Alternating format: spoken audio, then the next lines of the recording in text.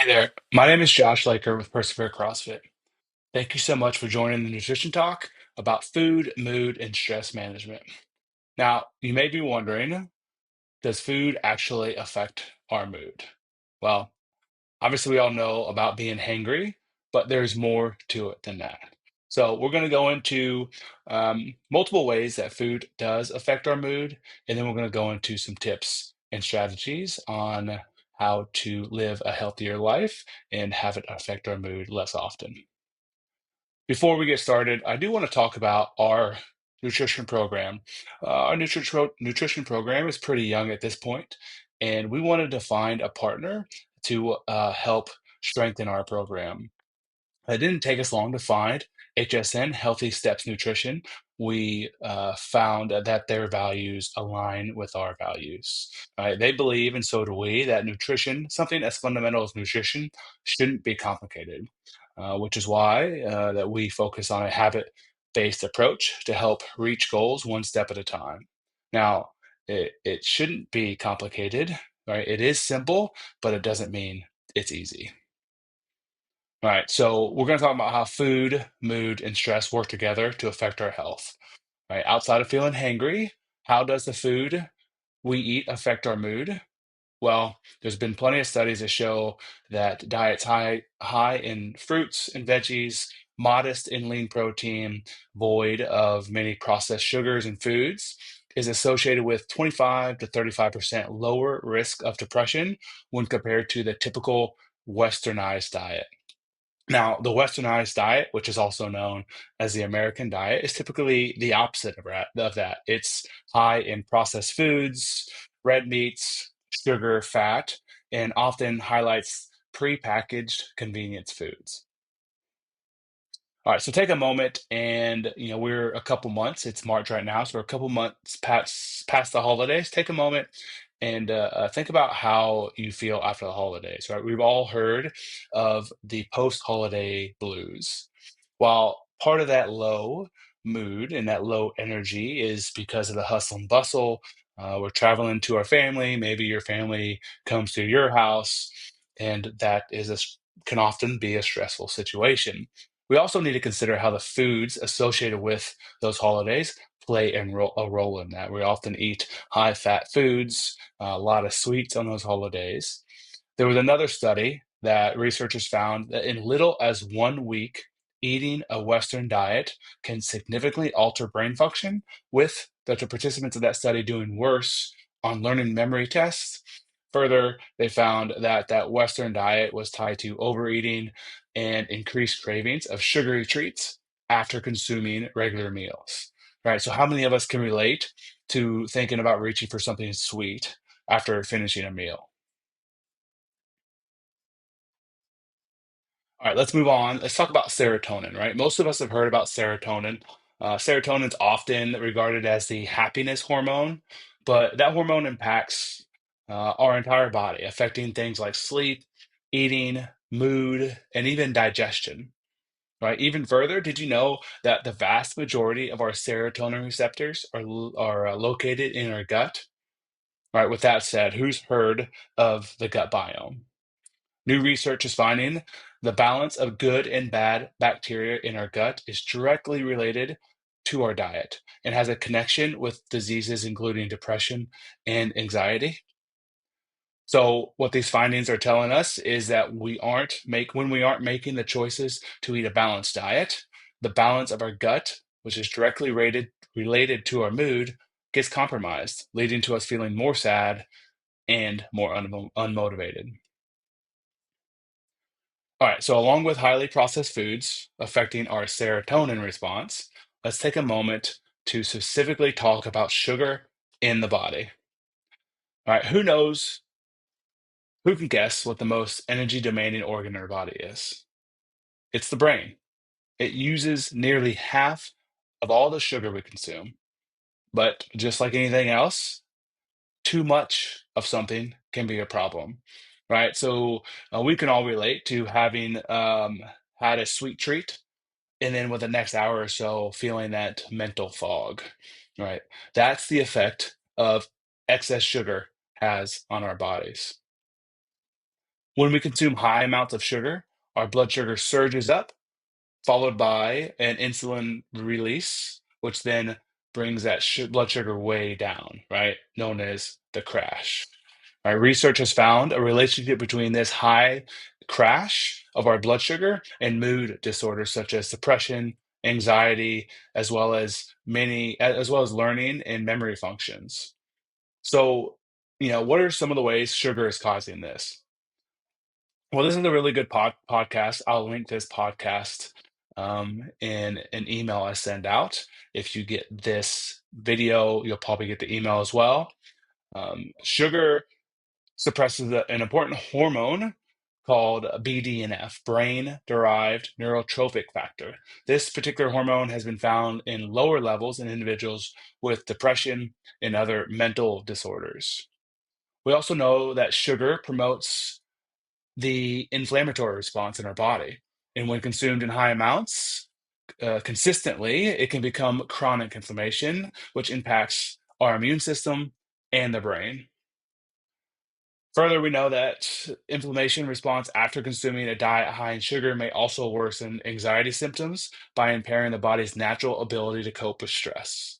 All right, some stress is important, chronic stress is a problem.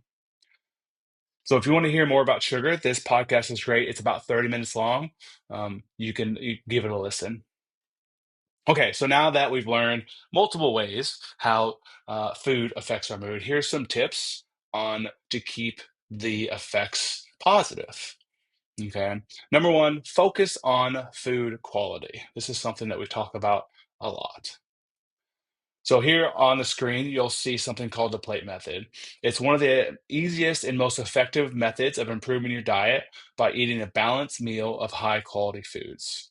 So you want to start by reconstructing your plate that look like this.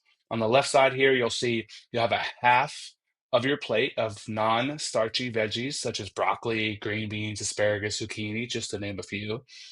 A quarter of your plate covered with lean proteins such as seafood, chicken, turkey, and then the other quarter of your plate for those starchy carbohydrates like potatoes, fruits, rice, and even breads. And then a healthy amount of fats, like one thumb or two thumbs of fats. Here are some examples of healthy foods you can eat. For protein sources, you see a green star, a yellow star, and a red star. We never want to exclude food from our diets, but we can definitely limit the more fatty options, right? Lean towards the green is what we try to say here. So anything under the green star here is what we want to try to eat the majority of the time. For volume, non-starchy carbs, this is what we want to fill half our plate with. Really anything on this left side here, we can eat a lot of. Here's a list of healthy fats we can eat, right? Not all fats are bad. And then starchy carbs, right? This is what we need to work out. This is what fuels our workouts. If we're doing CrossFit, high intensity stuff, we need carbohydrates. Carbohydrates are good for us. Our brain lives off of sugar, right? We need stuff like this. The glycemic index indicates what's the impact these things are going to have on your blood sugar. We want to minimize that impact. So eating low glycemic index foods, that's under the green star, that's what we're going to try to do. All right, moving on. Of Stay aware and mindful of added sugars. So according to the CDC, 6 in 10 youth and 5 in 10 adults drink one sugar sweetened beverage on a given day.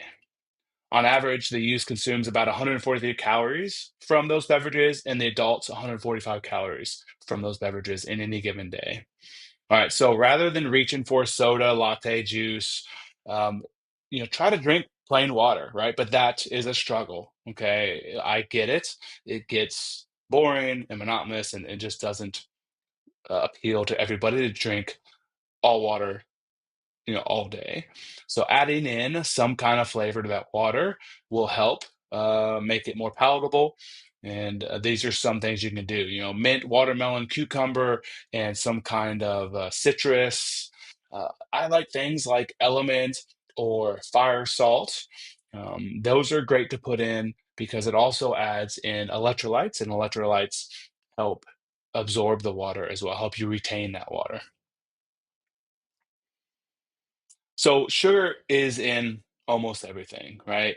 But here's an easy way to help limit that amount, that effect of the sugar on your blood sugar. If we're pairing sugar, something that's high in natural sugars like fruits, with a fatty food or a protein food, it helps limit the effects of that sugar on our blood sugar. So some of these options are great. The Greek yogurt plus some berries and some nuts or granola, that's a great option. Hard-boiled eggs and some berries. I like doing, cube cheese and some nuts or some berries, and nut butter is one of my favorites as well. All right, so let's talk about something that's a struggle for me, and it's managing your stress levels. We live in a world that constantly throws stress at us, but you have to take time to consider how it affects your health, right? We all know that increased stress leads to increased cortisol in the body. Higher level cortisol leads to increased blood sugar and inflammation. It can suppress the immune system, decrease nutrient metabolism. Some studies have shown that increased levels of stress may also cause weight gain, water retention, high blood pressure, fatigue, changes in mood, irritability, right, and even insulin resistance. So it's clear while stress often flies under the radar in our journey, we need to take control of this if we want to increase our overall health and mood. So in the moment, here's something we can do to help with stress. Practicing mindfulness when presented with stressors gives us an alternative way to process and handle what is happening whenever you're feeling stressed. Practice this. Practice stop, slow down, take a breath, observe what you're feeling, what's going on around you, what are you thinking, what other possibilities exist, and then proceed considering the possibilities that you thought about, right? This is really easier said than done, especially for me. This is hard, right?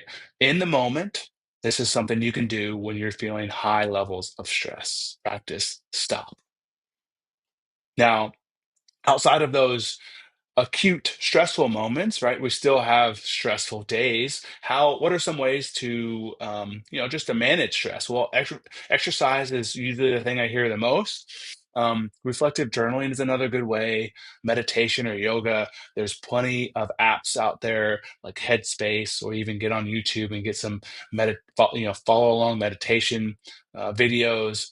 Talking to a friend, that's a good one for me. I love talking to friends and just hearing other viewpoints about things that stress me out. And then lastly, that one down there says practicing mindfulness. So at this point, I hope you're realizing just how important the foods we eat are in regards to not only our physical health, but also our mental health. With all the misinformation out there, we know this can feel overwhelming, right? To start building your foundation, let me give you the principles that we follow in our program. One, add more whole foods into your diet. Right? We can do that by using the plate method. Right? Use the food option guides that I showed you earlier. They'll be attached to an email that you should get with this video, and choose the more lean options when we're talking about the protein. Lean towards the green on those food option guides. Principle number two, focus on balance. When we say balance, we mean, does every meal and snack you consume throughout the day contain a carb, a protein, and a fat? Right, pairing each meal and snack with all of three of those macronutrients will keep you fuller and longer. Right, so don't just get a carb heavy snack. Try to mix it with some proteins and some fats. And then number three, limit the amount of added sugar you consume daily. The American Heart Association recommends no more than 6 teaspoons for women and 9 for men. The average person consumes over 150 pounds of sugar per year. That's 46 teaspoons per day. Right? It's not surprising. Sugar is super addicting and feels hidden in almost every food product you find in a package. All right, I'm going to take a moment and go over some facts. What should I eat around my workout? Fueling around your workouts to gain muscle, lose fat, increase energy, or really any health fitness goals is important. All right, aim to have healthy carbs and protein before and after your workout. Right, if you're going on a trip, you would put gas in your car, and the same thing rings true here for your workout. You don't want to come into your workout on empty because you're going to leave feeling, demoralized, low on energy, and maybe it's not gonna, not gonna want to come back as often because you're just not feeling like you're working out well. Coming in fueled and being the most efficient at your workout is going to push the needle even farther. My favorite workout is, like an applesauce or with a hard-boiled egg. Even something if you're on the go, a prepackaged item like a Lara bar or an RX bar. Yes, they're prepackaged, but they have healthy ingredients in them, and they're good in a pinch. All right, I don't love veggies. What should I do? I've heard this so many times, and there's a lot of people that feel this way. But I challenge you, maybe you just haven't found the best way to cook them. Roasting your veggies for a nice crunch after, rather than steaming them and they become mushy, add some nice flavor. I prefer to take something like broccoli, cut it up in florets, mix it up with some olive oil, salt, cumin, garlic powder, and throw it in the air fryer until it's almost burnt. And my kids love it. It's crunchy and really tasty. All right, where should I start? All right, great question. I want you to start with just one thing. Maybe it's something you already have in mind, or maybe it's one of the things we discussed today. But the best and fastest way to reach your goals is to work with a nutrition coach to build an individualized plan just for you. If you want to work on your own, don't try to do all the things at once. Just do one thing at a time. All right, so here's the deal. There's never a perfect time to get started. There will always be something that will get in your way, or there's something that's coming up next, something in the future that you'll start after that. You have to make a commitment to yourself. Again, it's simple, not easy. But if you want help, I'm here to help. Right? If you're thinking this all sounds great, but I don't even know where to start, or I really just need someone to help me create a plan that's realistic for me and someone to keep me accountable, I'd love to help you. Our nutrition program is focused on a habit based approach to create an individualized plan just for you. We work together to build your nutrition foundation to create a sustainable plan. This plan is built off of your why and geared towards your goals. I don't just give you a plan for you to blindly follow. I love to help educate my clients so they understand why they're doing what they're doing. Lastly, I know how important support and accountability are when it comes to your long term goals, which is why I'll be there to help guide you and tweak the plan every step of the way. Right. If you want to get started, work directly, here's some more information. You can follow us on social, Instagram and Facebook. I share a lot of information there. I share a lot of good recipes and a lot of good tips and tricks. You can always reach out on Instagram. You can reach out via email. Any way you want to, just reach out and I can answer any of your questions that you may have. All right, guys. Thanks for your time. If you enjoyed this video, please share it with somebody. Comment on it. Let me know your thoughts.